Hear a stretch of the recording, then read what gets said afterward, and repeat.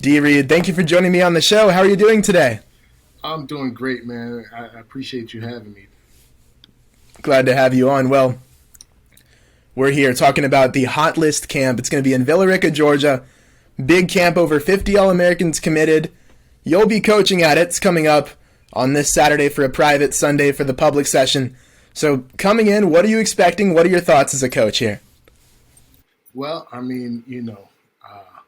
expecting to meet some really good players, to work with some really good coaches and from all around the country, and I'm expecting a lot of energy. It's going to be high energy. It's going to be a lot of excitement, and I expect there to be some diamonds in the rough to come out of there. And that's the one thing about the Hot List camp is that there's always some diamonds in the rough that come out of there that the experts didn't know about before the camp. So I'm looking forward to just helping out in any way that I can. Giving those young guys a little bit of the things that I've learned over my career, and helping them along the way. And hopefully some of those diamonds in the rough really pan out. Awesome. Well, you played in the NFL for a long time. You'll bring a lot of that experience in to talk with these guys. I'm curious, we were talking on the phone the other day about one of your highlights, the hit heard round the world type of play against Tennessee, 2007. You're coming on special teams. So when we post this video, we'll have it playing over of the highlight. So take us through what's going through your head as this play's happening here. Wow. Okay. So I'm gonna back up a little bit before I go into that play and just say that particular year I was having a really, really good year on special teams. I mean, that team that I was on, it was hard to get snaps on the defensive side of the ball behind Dwight Freeney and Robert Mathis. I mean, they're in every play, so you get in where you can when you're behind a couple of future Hall of Famers. But special teams was what allowed me to get on the field and actually play for that team. And the week before, I was actually special teams player of the week against the Texans. And so going into the Titans game, I guess they had a game plan to double team me the entire game. So when you watch that clip, I was actually double teamed. And the previous kickoffs before that, they hemmed me up pretty good, and they had me blocked up pretty good. They were throwing me into their sideline, into their bench and stuff like that. And I just said in my head, if I can get free, there's nobody left to account for me. And that was the one time that I was able to get free. And so once I got free, I just tried to put myself in the runner's head. And I said, what hole does he see? And if you watch, you'll see me go like this and then straighten up. And when I straighten up, I figured out the hole he saw. And then I just, like a middle linebacker, I just wanted to fill that hole at the same speed as he was going to hit the hole. So was I. And so that's what happened on that. And, the rest is history. Wow. Okay. I'm wondering now, in the special teams meeting room afterwards, what was the reaction when that film comes up the next day? Oh, man, I mean, the reaction was crazy. I mean, the reaction just at the time, a lot of people don't know. That was a game towards the end of the season, and a lot of our starters weren't even playing in that game because we already had, our playoff spot secured. So a lot of those guys were in street clothes on the sideline. And that's why you see a Dallas Clark or a Robert Mathis on the sideline in street clothes, because they weren't playing, but their excitement and their, the celebration, them celebrating with me on that hit, it was incredible. It's one of those, once in a lifetime moments. And of course, John Madden was covering the game, and he kind of put his exclamation point on it. So that always sticks out in everybody's head.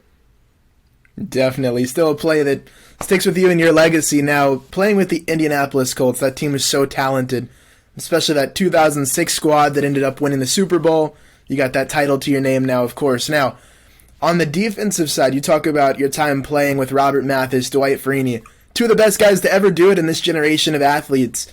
So what did you take away from that experience working with them? I mean, like you said, that team was full of, really great players, on the offense. First off, on the offensive side of the ball that got, most of the credit. And then the defensive side of the ball, even a guy like, Bob Sanders, that was Defensive Player of the Year, played just with a lot of intensity. But I really got to see what greatness is and what it takes to be great. And what I understand, or what I learned about greatness is great players are always striving. They're never satisfied. They're never okay with whatever accolades they get. We won the championship, and a week later, Peyton's like, okay, let's go get another one. So they're striving. They're reaching for the stars, and if they land amongst, at the moon, they live with that. But they're reaching. They're constantly reaching. So their drive is just on another level. Their level of their competitive nature. All great players across all great sports, but in particular that team. I mean, Freeney, if it was third down, he was going to be in the game. It didn't matter how tired he was. It didn't matter, how hurt he was, or what happened. He was going to be in the game, and he was going all out. I mean, they played so hard and practiced harder. So, I really learned from their practice habits, their eating habits. Freeney had, if you ever speak to anybody else about Freeney ate. He was one of the first players that I knew that had got his blood drawn. And basically from that, from his blood, they were able to tell him what foods he could eat and couldn't eat that agreed with his body. And so he'd be eating like 10 Alaskan trout or something, and that's what he would eat for lunch, 4 Alaskan trout, and, every day of the week, or 30 slices of watermelon, every day. He was so disciplined. They were so disciplined. And so that's another thing, the discipline that it takes to play at the highest level and to succeed and be successful and be one of the greatest. It takes a combination of things. And there were a lot of players on that team that had all of those elements. And that's why it's, maybe 5, 6, 7, maybe 10 Hall of Famers from that team alone. That's for sure. Now, you mentioned the offense got a lot of the attention with you being on special teams, the defensive side. Maybe from the sideline, sometimes you get some looks at what they were able to do on that side of the ball. So how do you remember that offense and those performers, Peyton Manning, Reggie Wayne, all those guys? How do you look back on that?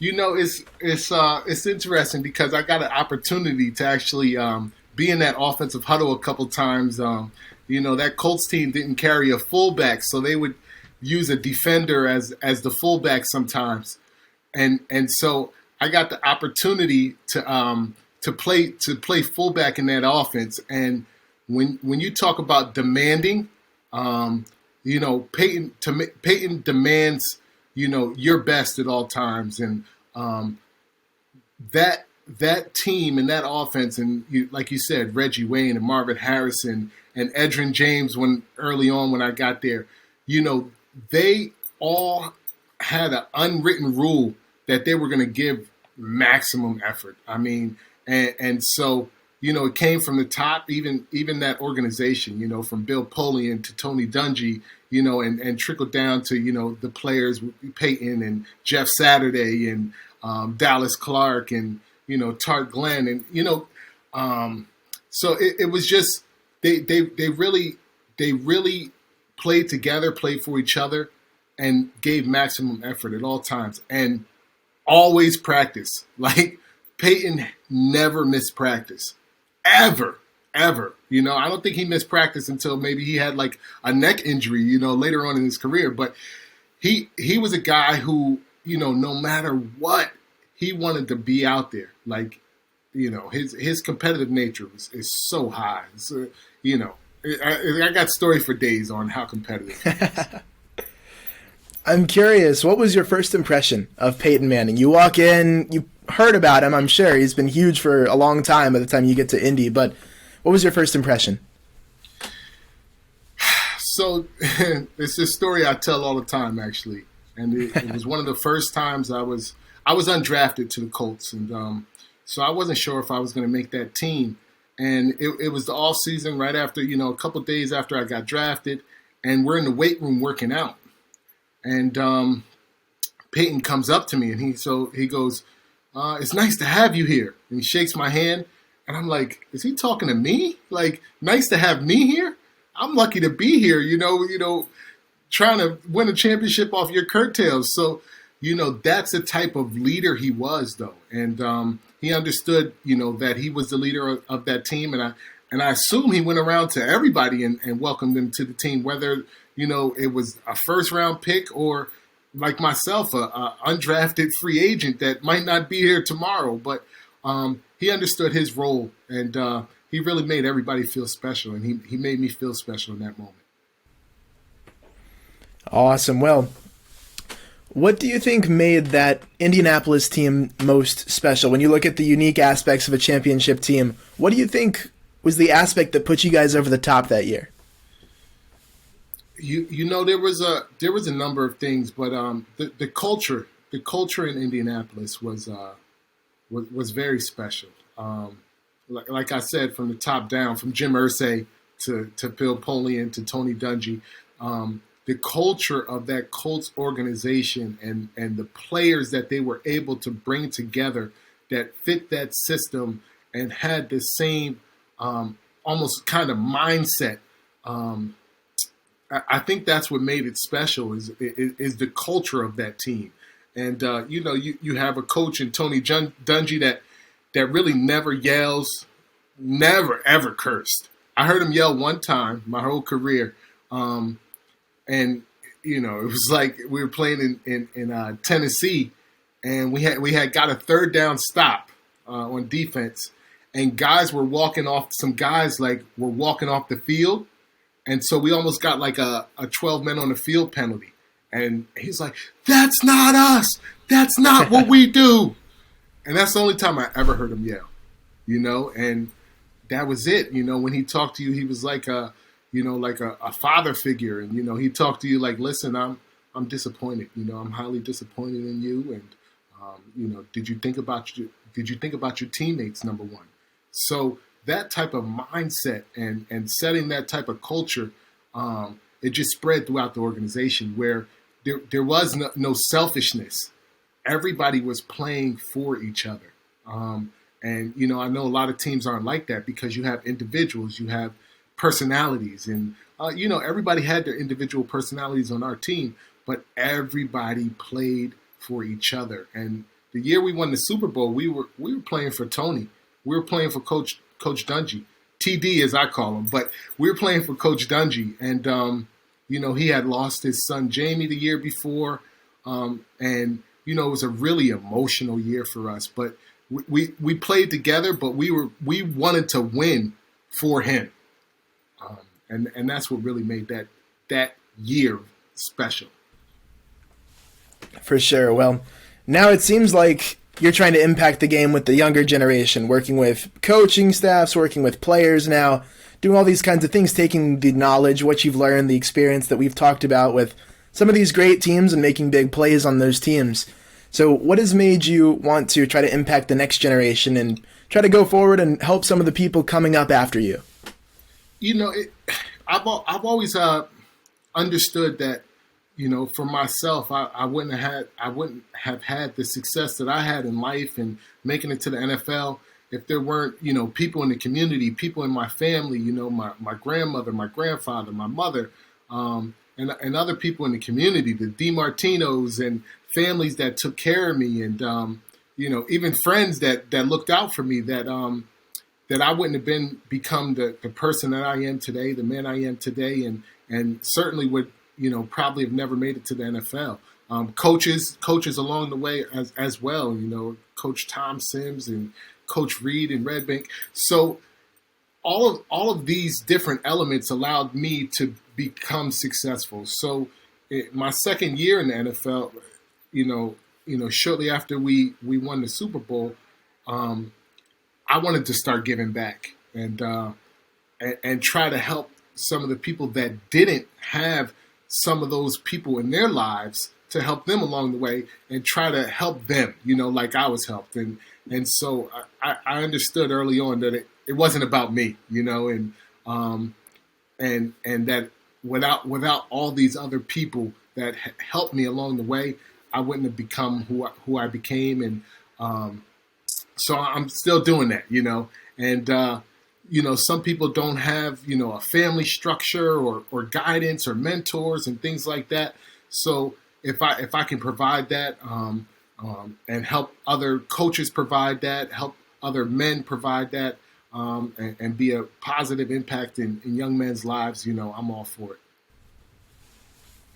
Awesome. Well, now we'll move into the second part to finish out the interview. I've got these cards called pod decks. There's one question on the back of each card. So we'll give them a little shuffle here. We'll see what we get. All kinds of questions, but we'll go through a little bit of a rapid fire. I see a lot of Madden behind you. Yes. Yeah, I've got every game 2001 up here and then 2020's down here with Mahomes on the cover. But nice. Yeah, I was trying to make a background, and that was one of the things where I was like, what could I do that's a little creative that I haven't seen before? You already had those. You didn't have to go out and buy any? No, I went out and bought them. I was like, you know what? This would be a cool idea, and old video games are not expensive. So okay. I just went through, I bought all the PS2s. The top 2 rows were like $35 total. Right. So it was just taking them off some old friends. It was a lot of fun. That's cool. But, yeah, thank you. I've got, let's see if I have any former teammates up here. I'm not sure. They haven't highlighted the Colts very much. I don't think so. Nah, they didn't put you know what? I think Peyton had the opportunity, but that was around the time that the Madden curse was around. Yep. So he's a superstitious guy. He wouldn't have done that. He wouldn't have done that. Yeah. What were some of Peyton's superstitions that you noticed? Oh man, I think everybody had superstitions, but I can't specifically remember his particular superstitions, but I'll tell you this one. I'll tell you this one story real quick. We used to drive to Cincinnati the last preseason game of the year every year. We would drive to Cincinnati. It was like an hour drive or something like that from Indianapolis, and usually the starters don't really play the last preseason game. It's for the guys like myself that may make the team or may not. And so Peyton, like I said, he didn't like to not play, so he was going to play. They said, okay, we don't want to argue with you, so we're going to let you play one series. And for those that don't know, one series means whether you get a first down or you punt it, he's coming out the game. It's basically 3 plays, right? So or 3 plays or less, because if you get a first down in 2 plays or 1 play, he's coming out. That's the series. So not a whole drive, just a series. So he was going to play 3 plays at the most, okay? And we're driving down to Cincinnati, and we're on the bus, and guys are playing cards and doing different things, listening to music, and Peyton's in the front, near the front of the bus, and he's watching film of Cincinnati. It's a preseason game. He's playing 3 plays, and he's watching film on the way to Cincinnati. And so I go up to him, and I ask him, I sit next to him or lean over, and I say, Peyton, what are you doing? You're going to play 3 plays at the most. Why are you watching film? And he said, because for those 3 plays, I want to know exactly what they're doing. And that's how he was. That was the type of player he was, and he was a junkie. he was a junkie. Yeah, but that's what added to his greatness. Definitely. Wow, good story. All right. Well, now we'll see what else you have here. Rapid fire questions for you. Number 1, what's the best piece of advice you've ever been given? Never settle. Never settle. Never settle. Never let them see you sweat. Never settle. Never settle. Never stop. Never settle. Okay. All right. Number 2, what is something that you like that most people don't? Maybe an unpopular opinion or something like that. I'm not going to say most people don't, but I really like to do jigsaw puzzles. Okay. Why is that? 1,000 pieces, 5,000 pieces. I started, my grandmother taught me when I was young how to do jigsaw puzzles, and most people when they do puzzles, they look at the box, and me, I dump all the pieces out and I throw the box away. And so wow. I just look at the pieces and analyze the pieces and start putting them together, and start with the border and then, different colors. But it's really helped me analyze things and other things in life. So that's one of the things I like to do is jigsaw puzzles. What's the biggest puzzle you've done? Most pieces? 10,000 pieces. Wow. Yeah. Nice. And what do you do puzzles of? Like, do you have any specific patterns you like or pictures? You know what I like? I like sceneries. I don't like people to be in it. So it's just scenes, like a mountain meadow scene, or it's just scenes, a wooded scene with a lake in it, and things like that. I like different scenes and no people. I hate when people are in the puzzle. That's just me. I don't really do animals either. I just want to do just nature. Okay. Awesome. All right. What do you value most in your friends? What kind of traits do you like? Honesty, loyalty, and respect. Those would be, to me, the top three traits. Somebody who's honest, somebody who's loyal, and somebody who's respectful. Respect each other. All right. Next up, what is the favorite thing you've bought this year? Favorite purchase? Wow. Favorite purchase this year? Yeah, anything cool or fun? Not anything cool or fun, but recently I had a coaches clinic, so I had all this film, right? This film that I wanted to show for the coaches clinic, and I wanted to have it cut up and things like that. And so when I went to go watch the film, all of it was on DVDs.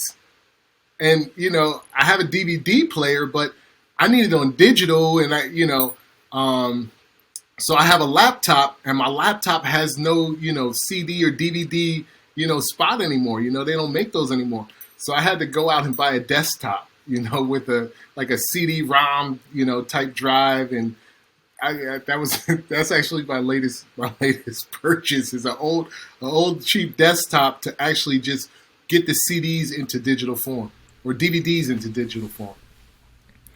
Gotcha. Okay, I'm curious, how do you even approach the coaching clinics? Like, going in, people are coming to listen to you talk, but how do you go about presenting something that they haven't heard elsewhere, something unique to you?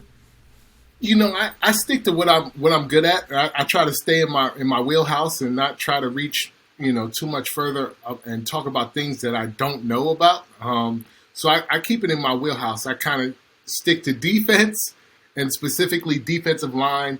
And I like to work with other coaches and even learn from other coaches about other positions and other aspects of the game. So I feel like I know defensive line and defense very well, and especially pass rush, because I feel like I play with Robert Mathis and Dwight Freeney, right? So you don't have better pass rushers. I also played with Elvis Dumervil in Denver, who was another great pass rusher. So and I got coached by one of the greatest pass rushers in NFL history, John Tierlink, and so those are the areas that I kind of stay in.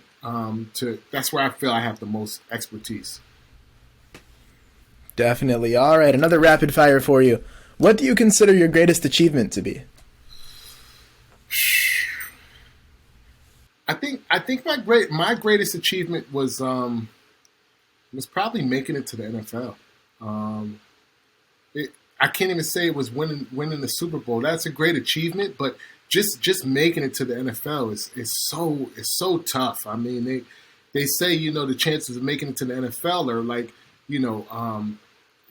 your chances of winning the lottery are better than making it to the NFL. So I think a lot of people don't understand what it actually takes, and the dedication and the sacrifices that it takes to make it to that level, and to play a couple years or 5 years like I did.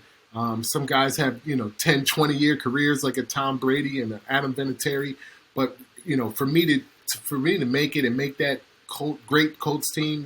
That's what I would say. One thing that's unique from your perspective that most of us will never be able to experience is being in the middle of this dynamic of Brady versus Manning, something like that that's nationally known. Everyone's talking about it. Like you've played on the type of stuff that they make documentaries about now. Like these, 10 years later, 15 years later, they're coming out like, hey, let's take a look back now that, Brady's at the end of his career. Manning's finished now. He's going to be a Hall of Famer. So you look back at that. You've played in those games. So how do you remember from your unique perspective, Brady, Manning, those types of games, those competitions? What sticks out when people mention that to you? Well, number one, I'm 4-1 against Brady. I'll start there. We go. My personal record against Brady is 4-1. So that always sticks out for me. But as far as it's Brady, and at that time it was Brady and the Patriots, and it was like when I came into Indianapolis, they were like the arch nemesis of the Colts and Peyton, and they really game planned the Colts almost better than any other team that we played against, and really understood what we wanted to do best. And Bill Belichick, that's what he hangs his hat on, is being able to stop a team from doing what they do best. And even the way they played against, they would chip Dwight Freeney and, with running backs and tight ends, and they weren't going to let him get to Brady. But that Brady-Peyton matchup, which they actually don't even go against each other, but their teams play against each other, right? I think they had the greatest amount of respect for each other because it was almost like a mirror image, right? You have two great players that want to be the best. That's the only reason Brady's still playing, so that when he's done, you got to say he's the best or one of the best, or he wants it to be undeniable that I'm the best. That's why he's playing. And so that's the same reason Peyton continued playing and went on to Denver. He wanted to go down as the best, as the greatest. And, so you have two mirror images of players, slightly different playing styles, slightly different talents, right? But they're the same type of person. And that's why you see them doing, commercials and TV shows and, things together now, because there's a great amount of respect for how they approach the game. That's what it's all about, their approach.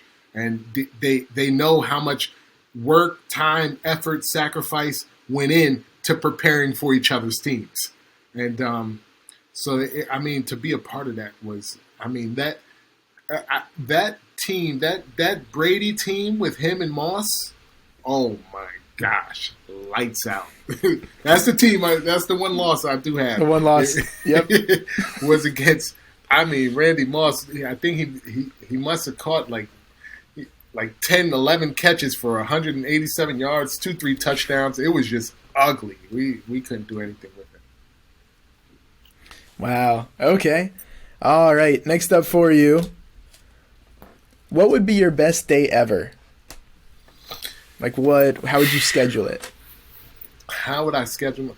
I'm an early riser, so I don't even know if I could sleep in. So my best day ever. Okay, so I would wake up, around